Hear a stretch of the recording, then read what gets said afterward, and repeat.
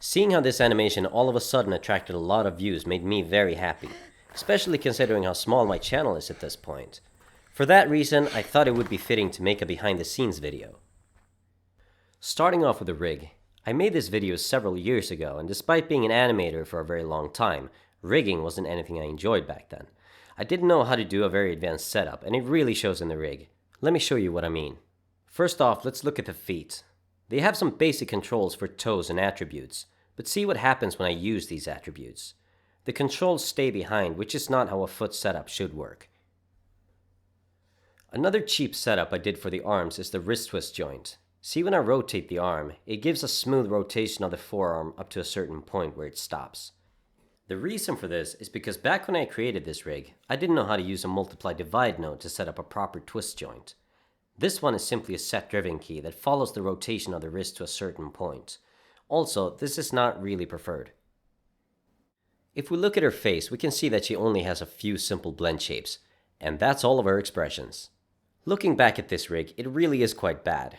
If I were to create more animations with it, I would improve a lot on this setup. However, this also shows that you don't need a perfect rig to create interesting animations. If you have a good idea and you know the basics, just go for it. You're gonna learn a ton of new information in the process.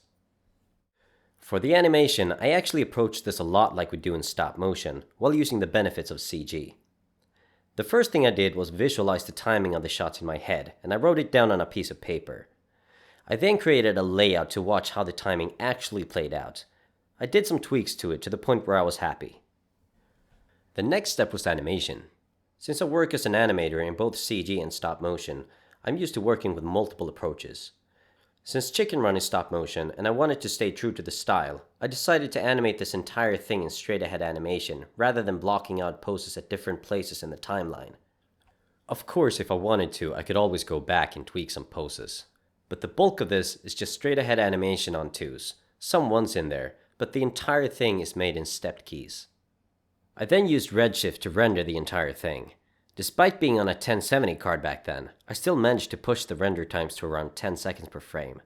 All in all, this entire video took me a little more than a week to create. That includes everything from modeling, rigging, animation, rendering, and editing. Thank you all for watching and stay tuned for more videos.